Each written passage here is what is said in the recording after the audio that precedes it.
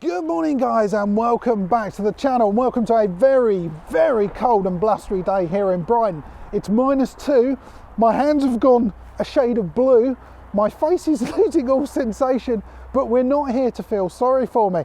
Although if you click on this subscribe button, notification bell and give me a thumbs up, it will give me a nice warm feeling inside.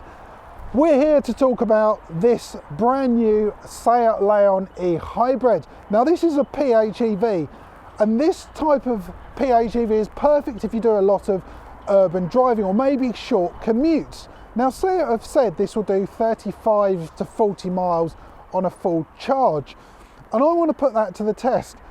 We've all seen it in magazines or maybe online, but let's see what the real world distance is on this car. One disadvantage and a bit of a caveat to this is it is freezing, and any electric car suffers when it runs in really cold weather. So I don't think it's quite going to get that 35, but we'll put it to the test and take it out on the road, and we'll drive into Brighton and do some interesting driving. But before we get going, I want to say a big thank you to Seat Hendy here in Brighton. The dealership might be closed, but they are open for click and collect services, telephone consultations. So if you do want to buy a new Seat, or especially one of these new Leons, give the guys here a ring. Anyway, let's get going. Let's look at the brand new 2021 Seat Leon with e-hybrid and see what is the real electric range of this car.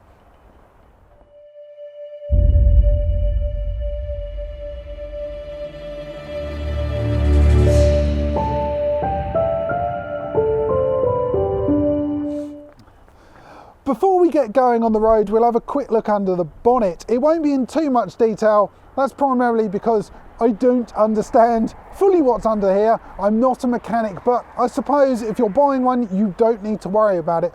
You let the guys here at Seat deal with this. But it puts things in a bit of context. Over on the left, we have the internal combustion engine. Very appropriately for today, the acronym for this is ICE. That's a 1.4 turbocharged engine producing 150 brake horsepower. Over on the right, there's lots of orange wires, and that is all the electrical side of the car. That produces a further 116 brake horsepower. And with lots of wizardry and computers, it can switch between the two. But we'll see that out on the road. But the most important thing really we'll be interested in is this orange section over on the right. So let's get in the car. I need to go somewhere and get a coffee and see if I can get some sensation back in my hands. Oh my God, if I didn't mention it's freezing.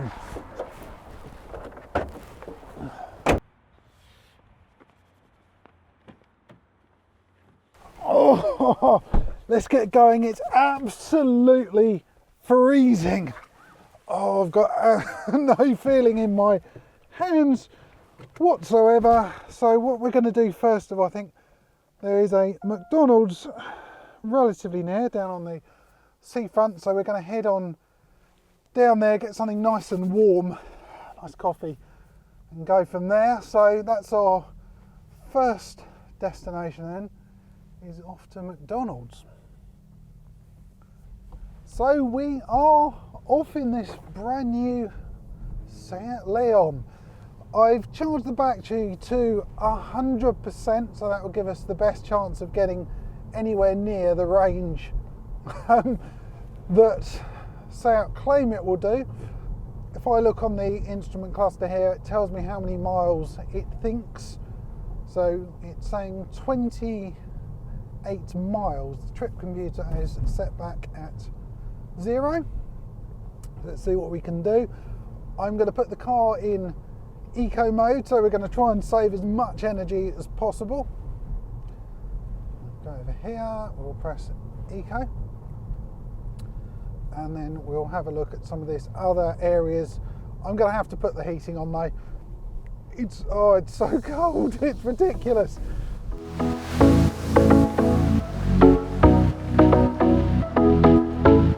Now we're underway, we can have a talk about what is a PHEV. So that stands for plug-in hybrid electric vehicle.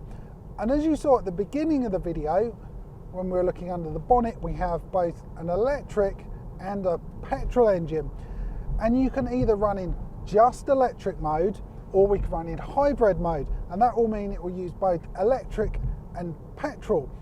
But what we've done for this video, we've forced it into using just the electric part of the car. We've got some options over on the infotainment system, so this is completely touchscreen. We can go in and have a look at that. So we can look at battery now, and we can see we've either got E mode or hybrid. Now I have left it on E mode, which is electric mode, so it starts that as standard, and it shows how many miles we can expect on this and the percentage of the battery. So I've done a whole 2 miles so far, and I seem to have used 9% of the battery. I'm hoping it's not going to go down quite as quick as that, and we may gain some of that energy back during this trip.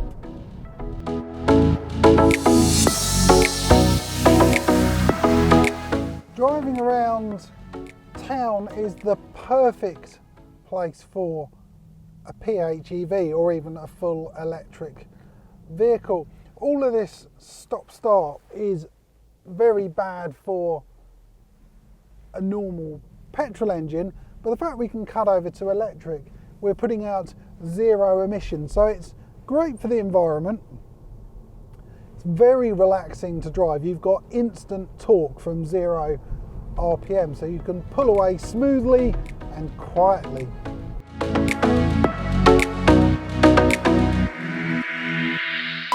We know this is a plug-in hybrid, so what does the plug-in part mean? Well, there's nothing particularly cryptic about it. You plug your car into the mains and that's it. So as standard, the car comes with a 3-pin adapter and the plug that goes in the front left-hand side of your car. And as you would do any other electrical device, you plug one cable into your mains and you plug the other one into the car. 8 to 10 hours later, you've got a full charge again. Brilliant. You can get a fast charger fitted or use the ones on the side of the road or in a car supermarket. And depending on the power of those, so if you get the faster 27 kilowatt, you can charge your car in 3.5 hours. And if it's one of the slower ones, it takes 5.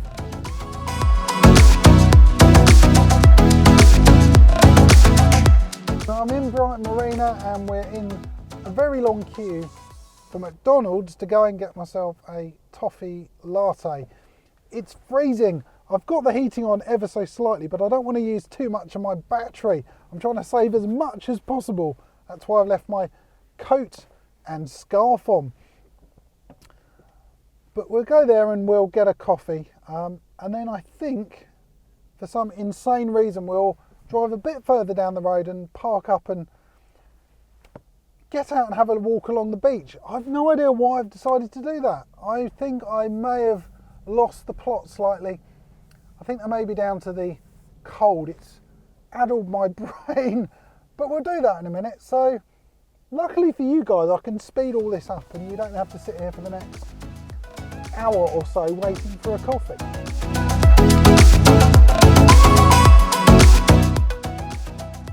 Now I'm doing absolutely nothing and just waiting in the queue. A quick update on battery. We're down to 67%, so I've used 33% and I've travelled 7 miles. Supposedly we've got 17 miles left on this. I think we're going to struggle really to get the 35 to 40 WLTP, but I did say that at the beginning. This cold weather is not doing it any favours. It's not just this car that would have the problem, it's, well, any electric or PHEV car. So yeah, we can't hold it against that. It's just the technology and batteries that needs to advance a bit more. But so far it's been very smooth, very relaxing.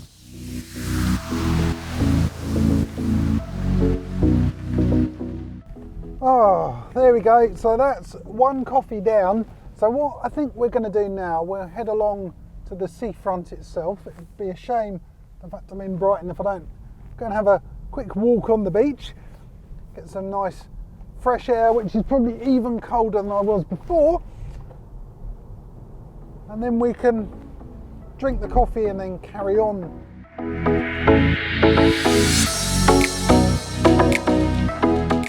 down onto Madeira Drive, so I'm trying to find somewhere to park up, because every man and their dog has come down here. Well, every person and their dog literally seems to be down on the beach. I'm not surprised though, it's a lovely day, very cold mind you, and everyone wants to get their exercise, so where better to do it than down by the seaside. So it seems to be a car park here. We'll go in here and hopefully we can actually park up and have a bit of a walk. Here we go. Look at that, we've got lots of seagulls everywhere and a beautiful beach ahead of me. So yeah, let's hop out and drink the coffee, get some air, and we'll carry on our journey.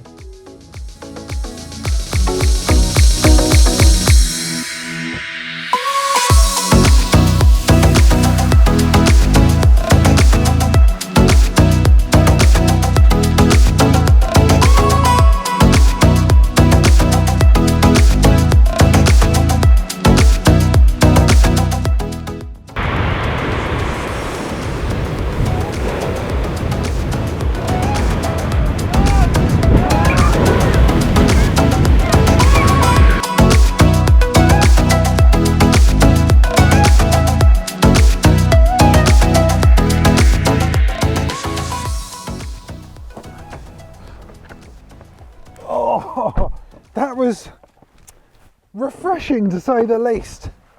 Beautiful, but way too cold. So the next leg of my journey, we're going to head over to a supermarket and go and pick up some shopping. I've done a click and collect order, so we can go and get that. It's about another 11 miles.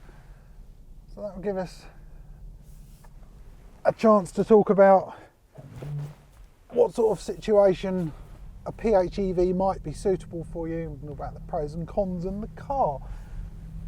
So in terms of scenarios, when would a PHEV suit your lifestyle? Let's not run over that skateboarder. Well, if you're doing short journeys around town, then something like a PHEV could be very well suited to you.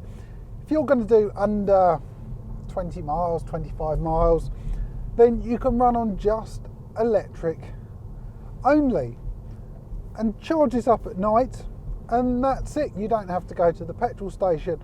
At the moment, it's definitely cheaper to charge your car and better for the environment than it is to head down your local Shell or Esso or wherever to put fossil fuels in the car. So it's the practicality of that. As long as you remember to charge it, you're absolutely fine.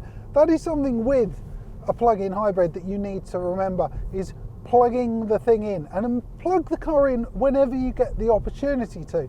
So if you go to the supermarket and you're there for an hour and they've got a charger, plug it in. If you go home, plug it in. If you're at a friend's house and they don't mind you using their electricity, plug it in.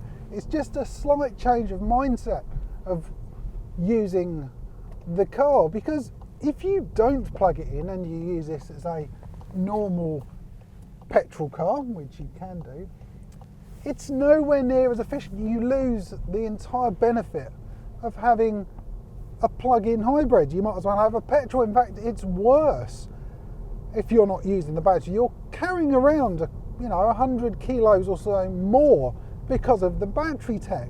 And if you're not using it, you're just lugging it along, and the petrol engine's not going to work as well. You'll get worse fuel consumption than you would do with a typical petrol car.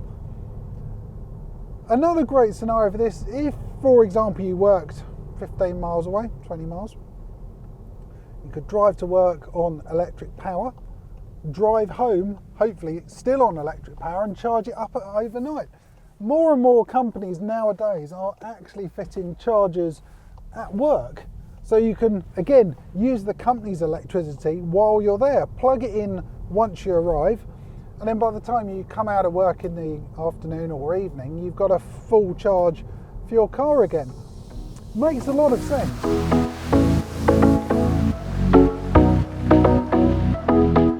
We're now heading on to the A27.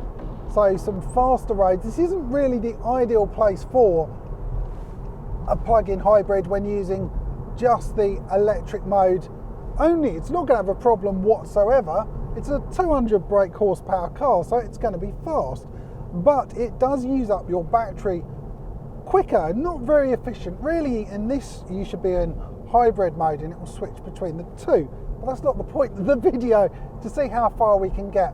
So we're at 33% battery, we've done 15 miles and it says we've got just dropped to 9 miles range left on the car. So I'm going to have to be quite careful, do lots of lifting, coasting, trying to gain some of that energy back into the car. Yeah, it's a bit nerve-wracking in some ways. I'm glad it's not an electric car, and that's where a PHEV for me is significantly better. You don't have that range anxiety, that's if I could even say the word, where you're looking at the battery and it's dropping and thinking, oh no, I'm in trouble. Yeah, we've gone into 30% and 8 miles. This is dropping a bit quick. I'm going to be struggling here, I think, to hit this target, but come on car, I'm sure you can do it.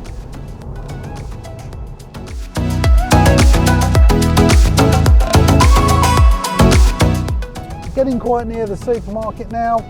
Looking at the battery, we've got 18%. Says I can do another 6 miles on just EV only. Looking at my distance I've travelled, I've done 20 miles, 21 miles now. The numbers are building. Are we going to get anywhere near it? Certainly not going to hit the 35, but I said at the beginning, it's cold, so I'm not surprised. But let's see how much further we can get. Lots of lifting and coasting. So when I come up to this roundabout here, I'm going to lift off nice and early, and now it's charging the batteries. It's putting a few more volts back in there.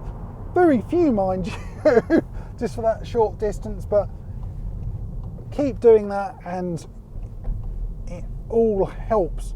So here we go, just coming up to the supermarket. We will pull in. Also, it's a great use to see how big the boot actually is, because we know it's 270, I think it is, litres. That doesn't really mean much in the real world, so we'll see how much shopping we can get in the back of the car.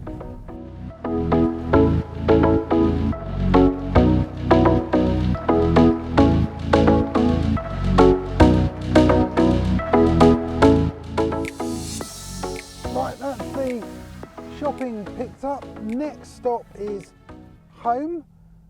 Am I going to be able to get home on just electric power only? Highly unlikely, as I've got 8 or 9 miles to get home, and it's saying I can do 5 more. It's not bad really. I mean, that was longer than the run I'd normally do in a day, so it's doing exactly what I'd expect and what the car's designed for. Especially when it was in the summer, I would definitely get home.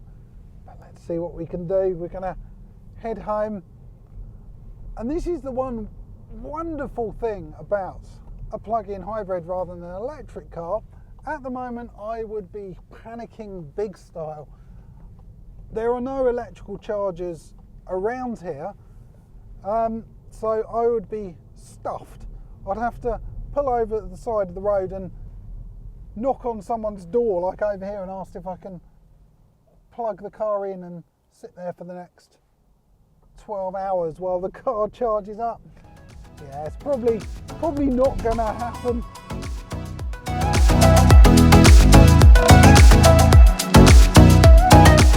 Right, that's it.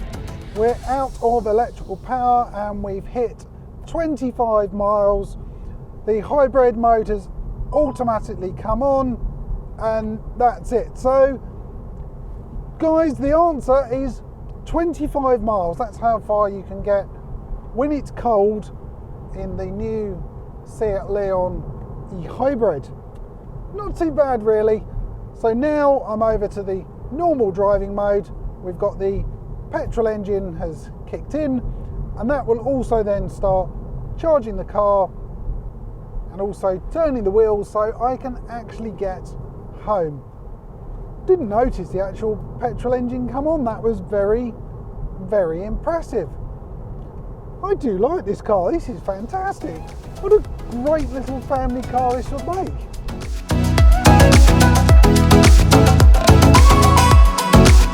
The question really is then, does this lay on with a 25-mile pure electric range suit my needs? Is it something I could live with? Admittedly, it is blooming cold, where it's ridiculously cold, and I think I could live with this. To be honest, that sort of distance driving is probably more than I'd normally do, but I have got the backup of the petrol engine. It's not like, well, the car in front of me, a Tesla with 300 or 400 miles of pure electric range. Is a completely different thing, but it's having that backup of the petrol I really like. I know in the summer we probably would have hit 35 miles. I could have done that entire journey over the past hour and a half on just electric. I could have gone home and put it on charge, no problem at all. So that is fantastic. It won't suit everyone. I don't know what you guys think. Could you live with 25 miles of EV range in a car like this, just purely for around town? Be interesting to know what you think. You know, does it meet your needs? Anyway, guys, I'm going to call this video to a close. I hope you've enjoyed it. If you have got any questions, please put in the comments down below. If you want to buy one of these, give Hendy a ring and they'll be able to help you. Anyway, I'm starting to waffle. I hope you've enjoyed that. If you have, give it a thumbs up. Remember to click on the subscribe button, and I'll see you on the next video. Thanks for watching.